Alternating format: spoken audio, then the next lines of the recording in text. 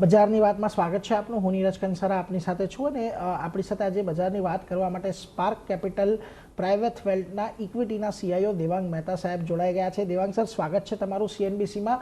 અને સૌથી પહેલાં તો એ જાણવું છે કે જો આપણે તો છેલ્લા દોઢેક વર્ષથી બજારની અંદર કન્સોલિડેશન આપણને જોવા મળી રહ્યું છે, પરંતુ જે એપ્રિલ મહિનાની અંદર આપણે રિકવરી આવી ત્યારબાદ આખો માર્ચ મહિનો અને જૂન મહિનો અડધો કન્સોલિડેશનમાં રહ્યા છે.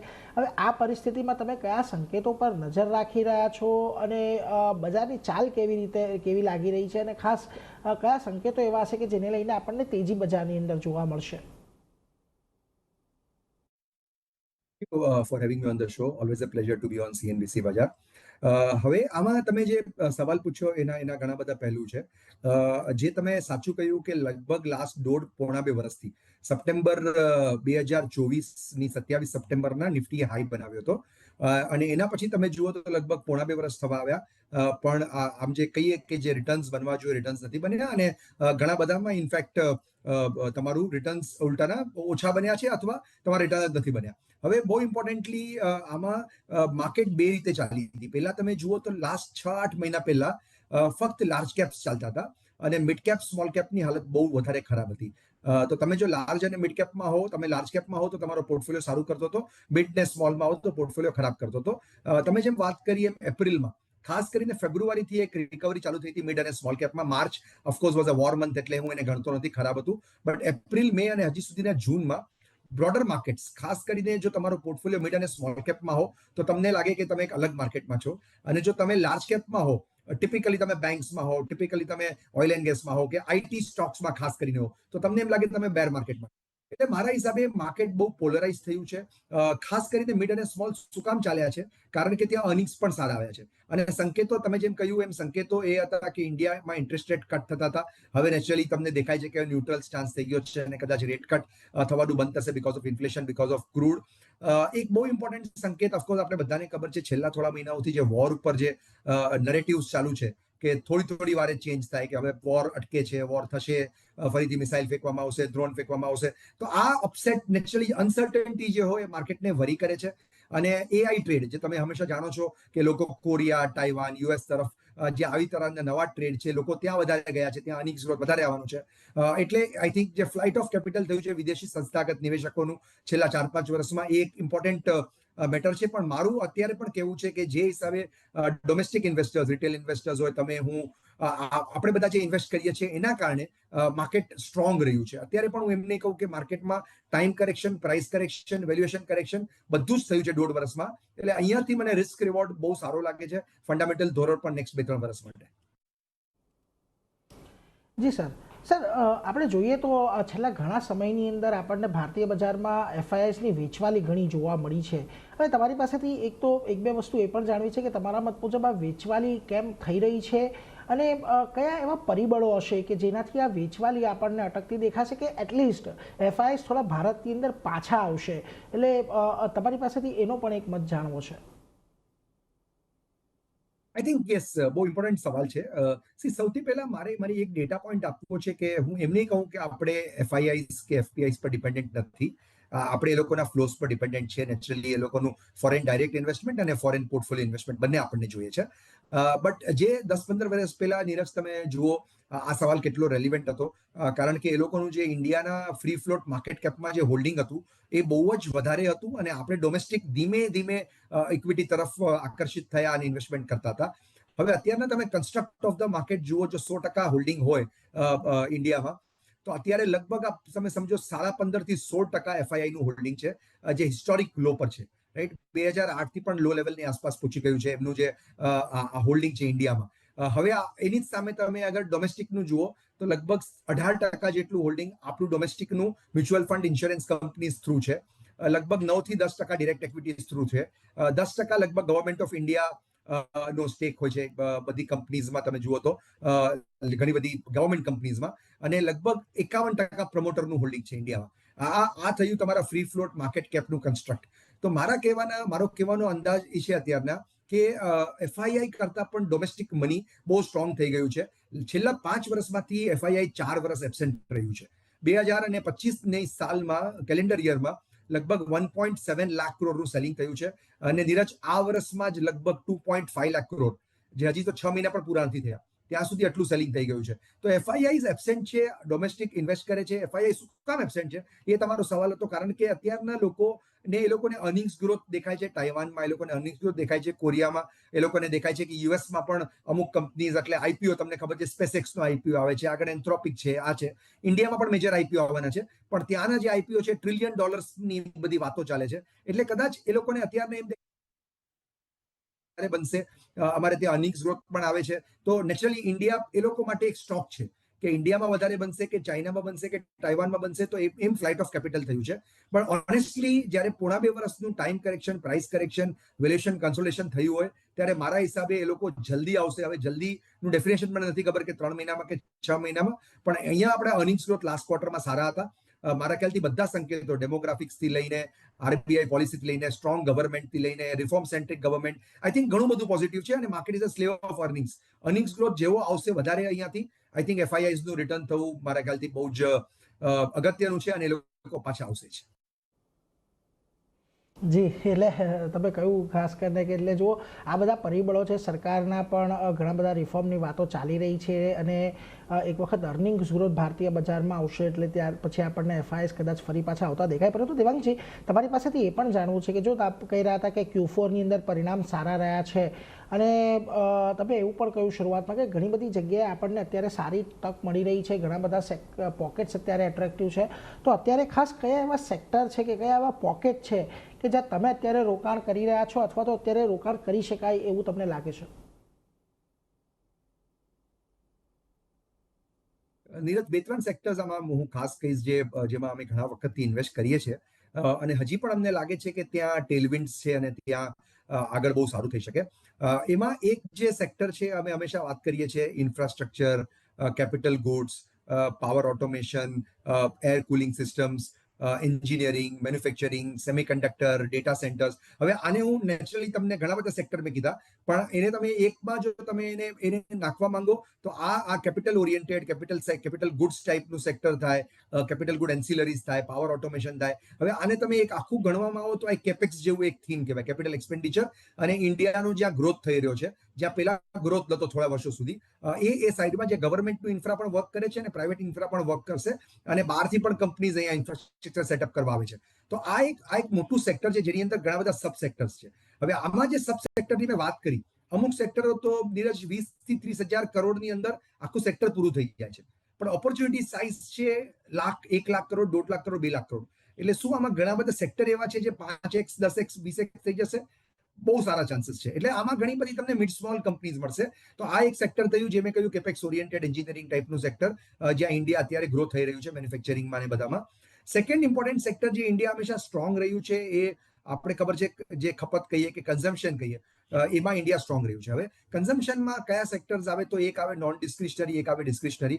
નોન ડિસ્ક્રિશનરી એટલે નોર્મલી તમારે જે સાબુ છે, કે તમારું જે શેવિંગ ક્રીમ છે, કે તમારું ટૂથપેસ્ટ છે, જેને તમે રોજબરોજની વસ્તુઓ કહો, એમાં એક ગ્રોથ થોડો સ્લો છે હજી પણ.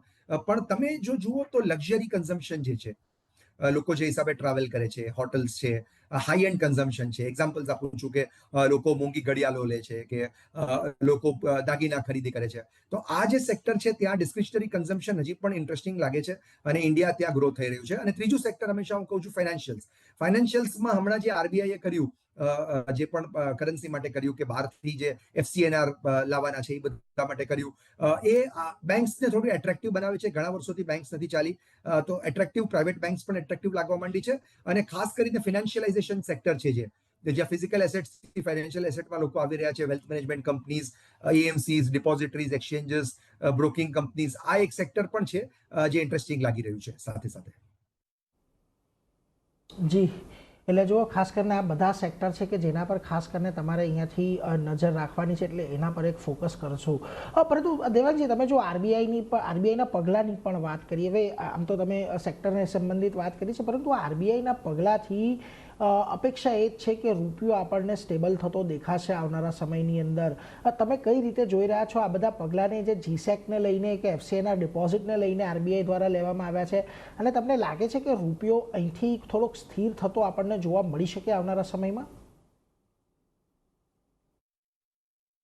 આઈ થિંક યસ, મને લાગે છે કે રૂપિયો જે રીતે એક્ઝાગરેટેડ મૂવ થયું છે, અને છેલ્લા તમે 1.5-2 વર્ષમાં જુઓ તો બધે એક્ઝાગરેટેડ મૂવ્સ થયા છે, રાઈટ? જે આપણે કહીએ ને એક્સેસિસ થાય છે, અતિરેક. એ તમે જુઓ તો ગોલ્ડ સિલ્વરમાં પણ એક અતિરેક થયું હતું, ઇક્વિટીઝમાં પહેલા થયું હતું, અને પછી નેચરલી અત્યારે કરન્સી જે હિસાબે આપણી વીક થઈ છે, એ જોતા એમ લાગે છે કે જે પણ પગલાં લીધા છે અત્યારે, સાથે સાથે ગવર્મેન્ટે જે હિસાબે ટેક્સમાં રાહત આપી એફપીઆઈ ને ગવર્મેન્ટ સિક્યુરિટીઝ માટે, અને જે હિસાબે આરબીઆઈ આવીને બીજા પગલા લગભગ લાસ્ટ 2-3 મહિનાથી એ લોકો કોશિશ કરી રહ્યા છે, પણ એટલું બધું સેલિંગ છે કે એબ્ઝોર્બ નથી થતું. નેચરલી આપણે જોઈએ છે એફપીઆઈ નું સેલિંગ વધતું જ જતું હતું વચ્ચે. આઈ થિંક હવે અહીંયા જે હિસાબે એફઆઈઆઈ ને પણ દેખાશે કે એટ્રેક્ટિવનેસ અત્યારે 96 યા 96 જો એ લોકો ડોલર થી ઇન્ડિયામાં એન્ટ્રી કરે, તો હવે અહીંયાથી સ્કોપ બહુ નથી કે રૂપિયો વધારે ડેપ્રિશિએટ થાય. તો આઈ થિંક એ લોકો માટે એક વિન વિન સિચ્યુએશન ઊભી થઈ રહી છે. એફસીએના ડિપોઝિટ્સ 2013માં પણ જ્યારે કરવામાં આવી હતી ત્યારે ઘણી બધી પ્રાઇવેટ બેન્કો ઇન્ડિયામાં, જે ફિગર્સ અત્યારે અવેલેબલ છે, લગભગ $35-40 બિલિયન આવ્યા હતા. અને અત્યારના જે ઇકોનોમિસ્ટ કહી રહ્યા છે ઇન્ડિયામાં કે આ મૂવથી પણ મિનિમમ $50-60 બિલિયન જો ઇન્ડિયામાં ફરી વખત આવી શકે, ધીસ ઇઝ વેરી બિગ. મારા હિસાબે ઇમિડિયેટલી કાંઈ નહીં થાય, પણ જે આ સંકેતો ઉપરથી આપ્યા છે એનાથી દેખાઈ રહ્યું છે કે એક એફર્ટ રાઈટ દિશામાં થઈ રહ્યો છે. અને નેક્સ્ટ 8-9 મહિનામાં, if I am not wrong, કદાચ કોઈ ઇલેક્શન પણ નથી, તો ગવર્મેન્ટ પણ ફરી વખત કમિટેડ છે એવું લાગે છે કે રિફોર્મ્સ કરવા માટે. હવે રિફોર્મ્સમાં ટેક્સ રિફોર્મ્સ આવશે, કે ઇઝ ઓફ ડુઈંગ બિઝનેસ આવશે, કે ઇન્ફ્રાસ્ટ્રક્ચર એક્સપાન્શનના રિફોર્મ્સ આવશે. એ કયું મુશ્કેલ છે, પણ મને લાગે છે નેક્સ્ટ 8-10 મહિનામાં ગવર્મેન્ટ, આરબીઆઈ ઘણું મળીને સાથે એવા પગલા લઈ શકે છે જેનાથી આપણે ઇકોનોમી અને માર્કેટમાં સંકેતોમાં ઇમ્પ્રુવમેન્ટ આવી શકે. એટલે એક સાચી દિશાની અંદરના પગલાં છે, એટલે એના પર તો એક ફોકસ રહેશે જ. પરંતુ દેવાંગજી, તમારી પાસેથી એ પણ જાણવું છે, જો તમે બેન્કિંગ સેક્ટરની અંદર રોકાણની વાત કરી, ખાસ કરીને પણ અહીંયા બેન્કિંગમાં પણ ખાસા એવા વર્ગીકરણ છે. છેલ્લા ઘણા સમયની અંદર તમે જુઓ તો પીએસયુ બેન્કોમાં ઉપલા સ્તરેથી સારું એવું કરેક્શન આવી ગયું છે. પ્રાઇવેટ બેન્કો તો છેલ્લા ઘણા સમયથી નથી ચાલીને અત્યારે સંકેતો એવા છે કે ત્યાં આગળ આપણને થોડા ઘણા કોઈક સારા ગ્રોથ જોવા મળે. તો અત્યારે પીએસયુ બેન્કોમાં રોકાણ કરવું કે પ્રાઇવેટ બેન્કો સાથે જવું બેન્કિંગની અંદર? ઓનેસ્ટલી જેવું કહું કે આ જે મેજર્સ આવ્યા હતા એ પહેલા અમે બેંક્સ પર એટલા બુલિશ નતા. જે મેં ફાઇનાન્શિયલ્સ કહ્યું, જે એનબીએફસીસ કે broking, wealth management, AMC, depository, આવી ટાઈપની કંપનીઝ અમે વધુ બાય કરતા હતા. પણ જ્યારે જોયું કે છેલ્લા 3-4 વર્ષથી ઘણી બધી પ્રાઇવેટ બેન્કોએ અંડર પરફોર્મ કર્યું છે અને બધાના વેલ્યુએશન ડીરેટ થયા છે, price two adjusted book value જોવા જાઓ તો દિગ્ગજ બેન્કોનો પણ ઘણા હદે ઘટી ગયો છે. હવે અહીંયા મારા હિસાબે જેને એલોકેશન કરવું છે, હું બહુ ઓવરવેટની સલાહ નહીં આપું, પણ ધીમે ધીમે એક્સપોઝર સ્ટાર્ટ કરવું હોય તો પ્રાઇવેટ અને પીએસયુ બંનેમાં જે દિગ્ગજ બેંક છે એમાં ધીમે ધીમે તમે એલોકેશન શરૂ કરી શકો છો. કારણ કે એક છે કે 2-3 સાયકલ્સ આમાં એ ઇમ્પોર્ટન્ટ છે કે એક ગવર્મેન્ટનું, એક આરબીઆઈના જે મેજર્સ છે એ હેલ્પ કરશે. સેકન્ડ, ક્રેડિટ ગ્રોથ પણ કદાચ ઇન્ડિયામાં પાછો આવી રહ્યો છે, એવા બધા સંકેતો દેખાઈ રહ્યા છે. અને આ લોકોને નેચરલી જે ટ્રેઝરીમાં જે લોસીસ થતા હતા એ ઘટશે, ટ્રેઝરી ગેઇન્સ કદાચ થવાના ચાલુ થાય. એટલે મારા હિસાબે આ સેક્ટર એમ દેખાય છે કે અહીંયાથી સપોઝ નેક્સ્ટ 3-4 વર્ષ માટે 12-15% જો રિટર્ન કોઈને જોઈએ તો સારું લાગે છે. પણ જેમ મેં કહ્યું, મેં પહેલા બીજા સેક્ટર્સ જે મેન્શન કર્યા, કેપેક્સ ઓરિએન્ટેડ સેક્ટર્સ, ફાઇનાન્શિયલ્સ બીજા, એ બધા તમને 15-18% ટાઈપના રિટર્ન ની પણ શક્યતા રાખે છે. તો યસ, બેંક્સમાં પ્રાઇવેટ અને પીએસયુની એક નાની બાસ્કેટમાં તમે 3-4 બિઝનેસીસ જોઈ શકો છો. એટલે બહુ મોટા રિટર્નની અપેક્ષા નથી, પરંતુ 3-4 વર્ષનો તમારો વ્યૂ હોય તો ચોક્કસથી બેન્કિંગ સેક્ટરને તમારે ધ્યાનમાં રાખવું જોઈએ. પરંતુ બીજું એક સેક્ટર પાવર સેક્ટર છે. હવે આપણે આ સેક્ટરની અંદર પણ જોવું છે કે ખાસો એવો રનઅપ થઈ ગયો છે, ઘણી બધી સ્ટોરીઓ એક સાથે પ્લે થાય છે અહીંયા, અને સારો એવો ગ્રોથ પણ અહીંયા આપણને દેખાયો છે. તો આ જંકચર પર શું તમને પાવર સેક્ટર એટ્રેક્ટિવ લાગી રહ્યું છે, કે કયા સબસેક્ટર છે પાવરમાં કે જ્યાં તમે ખાસ અત્યારે નજર રાખી રહ્યા છો? પાવર કરતા પણ વધુ અમે જેમાં બુલિશ છીએ એ સેક્ટર છે પાવર ઓટોમેશન, એચવીડીસી. ઘણા વર્ષોથી અમે અમુક કંપનીઝ છેલ્લા 6-7 વર્ષથી હોલ્ડ કરી છે, જે મલ્ટી કમ્પાઉન્ડર્સ બની ગયા છે, જે મલ્ટી યર કમ્પાઉન્ડર્સ બની ગયા છે. હવે એમાં અમે ઈ કોલ લઈએ છીએ કે આ હોલ્ડ તો કરાય જ, પણ આ બધામાં જ વોલેટિલિટી આવે છે, કારણ કે સ્ટોક એટલા વધી ગયા છે, તો કરેક્શન આવતું જ રહે છે. હવે વેલ્યુએશન કરેક્શન આમાં તમે જુઓ તો ઘણી કંપનીઝ તમને 60-70-80 પી પર પણ મળશે. પણ આઈ થિંક આમાં ખાલી પી નું જોવું જરૂરી નથી કે પી જ જોવું જોઈએ.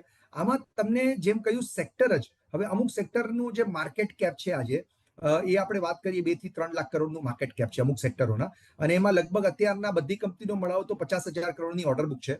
પણ જે ઓર્ડર બુકની શક્યતા છે નેક્સ્ટ આવનારા 5 વર્ષમાં, એ લગભગ 12-15 લાખ કરોડ વચ્ચે છે. એટલે હું આવી કંપનીઝમાં જો તમે પીઈ સાથે એને સરખાવશો તો બહુ ટફ થશે. એટલે મારા હિસાબે આમાં ઓર્ડર બુક વધે છે કે નહીં, એક્ઝિક્યુશન કેવી રીતે થાય છે, આ કંપનીના માર્જિન્સ વધે છે કે નથી વધતા, એટલીસ્ટ પ્રિઝર્વ થાય છે, અને આરઓઈ ફરીથી આવે છે કે નહીં. આઈ થિંક આ જોવું વધુ જરૂરી છે. ડેફિનેટલી અમે અત્યારે પણ નેક્સ્ટ 5 વર્ષ માટે રિન્યુએબલ પાવર એન્સિલરી, ખાસ કરીને પાવર એન્સિલરી, પાવરને શું હેલ્પ કરે છે, કઈ ઇન્ડસ્ટ્રી એવી છે જે પાવર જનરેશનમાં હેલ્પ કરે છે, કઈ ઇન્ડસ્ટ્રી પ્રોક્સી પ્લે છે, અમે એ બધું જોઈ રહ્યા રાધર દેન પ્યોર પાવર. જી દેવાંગજી, ખાસ કરીને એટલે પાવર સેક્ટર પર અને આ બધી કંપનીઓ પર, આ બધા સબસેક્ટર પર તો નજર રાખીશું, પરંતુ તમારી પાસેથી એ પણ જાણવું છે કે અત્યારે કયા સેક્ટરથી થોડુંક દૂર રહેવું જોઈએ. કારણ કે જો આઈટીની અંદર થોડીક પેસિમિઝમ છે, મેટલની અંદર આપણને સારી રેલી આવી ગઈ છે, તો પછી આ બધા સેક્ટર તમને અત્યારે દૂર લાગવાના લાગી રહ્યા છે, ને આ સિવાય પણ શું અન્ય કોઈ સેક્ટર છે જ્યાંથી તમે દૂર રહેશો? આઈ થિંક યસ, બહુ તમે બંને સેક્ટર જે કીધા, સાચું કહું તો આઈટી લગભગ છેલ્લા 3-4 વર્ષથી અમે એક પણ બિઝનેસ નથી લીધો. અને હું એમ નહીં કહું કે મને ખબર હતું કે આવું થશે, પણ જે કંપની તમને દેખાય કે સિંગલ ડિજિટ વોલ્યુમ ગ્રોથ દેખાડતી હોય કે રેવન્યુ ગ્રોથ દેખાડતું હોય, અને આપણે ખબર છે કે આટલી બધી હેડવિન્ડ્સ છે ગ્લોબલ માર્કેટમાં, જ્યારે એઆઈ કે ડિજિટાઇઝેશન કે જે બી થાય છે, આ કંપની સારી છે. અત્યારે પણ કોઈને એફડી પ્લસ રિટર્ન જોઈએ, 8, 10, 12% રિટર્ન હજી પણ બનાવી શકે છે અહીંયાથી કે આગળ, એ ડિસ્ક્લેમર છે. પણ મારા હિસાબે ઇન્ડિયા સેન્ટ્રિક બિઝનેસીસ, જે ગ્લોબલ એક્સપોઝર જ્યાં ઓછું છે, એ કંપની તમે પોતે બી જોયું, જ્યારે ટેરિફનું આવ્યું હતું ત્યારે જેટલી કંપનીનું ગ્લોબલ એક્સપોઝર હતું ત્યારે કેટલી તકલીફ થતી હતી લગભગ છેલ્લા 1.5-2 વર્ષમાં. તો જ્યાં સુધી ગ્લોબલ અનસર્ટનિટી છે, આપણે ખબર છે વર્લ્ડના નેરેટિવ દર મિનિટે ચેન્જ થાય છે, તો ત્યાં સુધી મારા હિસાબે ગ્લોબલ સંકેતોવાળા સ્ટોક્સથી દૂર રહ્યો તો બેટર છે. ઇન્ડિયામાં એટલી બધી ડોમેસ્ટિક સ્ટોરીઝ છે, તો અમે ડોમેસ્ટિક સેન્ટ્રિક સ્ટોરીઝ વધુ સજેસ્ટ કરીએ છીએ. આઈટી, યસ, મેટલ્સ ડેફિનેટલી અહીંયાથી કદાચ આગળ ચાલી શકે છે, પણ વધારે ટ્રેડિંગ બેટ્સ હશે. 5 વર્ષનો કોલ મેટલ પર લેવો બહુ ડિફિકલ્ટ છે. એના કરતા વધારે domestic centric plays you should more nibble into. એટલે જો અહીંયાથી આ બધા પર જે એક્સપોઝર ધરાવે છે, એક્સપોર્ટ એક્સપોઝર ધરાવે છે, એવા સેક્ટરથી તમારે અહીંયાથી ખાસ કરીને દૂર રહેવાનું છે. ઓન ધેટ નોટ દેવાંગજી, ખૂબ ખૂબ આભાર. આજના દિવસે આપ અમારી સાથે જોડાયા, બજાર પર આ બધા અંગે ઇન ડિટેલ ચર્ચા કરી એના માટે થેન્ક યુ વેરી મચ, અમારી સાથે જોડાઈને સમગ્ર મુદ્દે ચર્ચા કરવા માટે.